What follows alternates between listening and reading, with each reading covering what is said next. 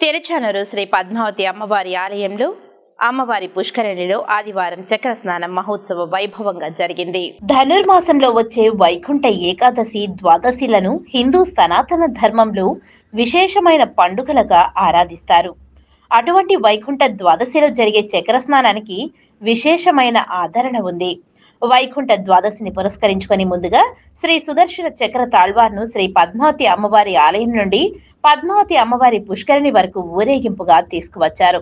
శ్రీ పద్మావతి అమ్మవారి పుష్కరిణిలో ఉదయం స్నపన తిరుమంజనం వైభవంగా నిర్వహించారు. స్నపన తిరుమంజనంలో భాగంగా శ్రీ సుదర్శన చక్ర తాళ్వార్కు పసుపు, చందనం, పాలు, పెరుగు, తేనె వంటి సుగంధ ద్రవ్యాలతో అభిషేకాలు నిర్వహించారు. అనంతరం ముఖ్య ఘట్టమైన చక్రస్నాన మహోత్సవం వైభవంగా చేపట్టారు. సాక్షాత్తు శ్రీ పద్మావతి అమ్మవారు ఆవిర్భవించిన పుష్కరిణి తీర్థంలో చక్రస్నాన సుముహూర్తాన స్నానమాచరించిన వారికి 66 కోట్ల పుణ్య తీర్థ స్నాన ఫలితం దక్కుతుందని పురాణాల ప్రాశస్త్యం.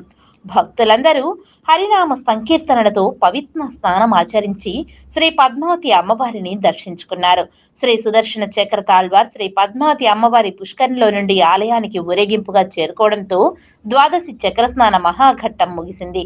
ఈ కార్యక్రమంలో deputy EO Govindarajan, assistant executive officer Ramesh, ఆలయ సీనియర్ అర్చకులు బాబుస్వామి, వాహనం ఇన్స్పెక్టర్ సుభాస్కర్, ప్రసాదం inspector Prasad, inspector Ganesh, assistant vigilance inspector Brahmanandam Reddy తదితరులు పాల్గొన్నారు.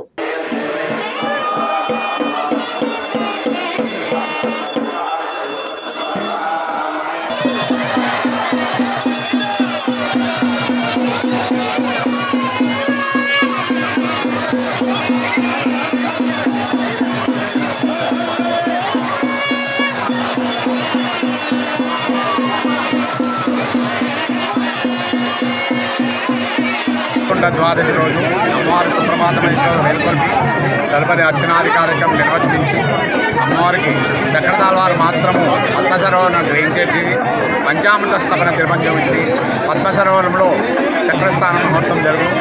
ఈ చక్రస్థానం చాలా విశేషమైనటువంటి అనుసంక్రమణంలో ఈ దాదినాడు చక్రస్థానం చేయడమున పునర్జన్మ లేకుండా అమ్మవారు ఆశీర్వాదం చేయను. కావున భక్తులందరూ కూడా ఈ పద్మసరోవరంలో స్నానం ఆచరించి అమ్మవారి స్వామివారి కృపకు పాత్రలు కండి.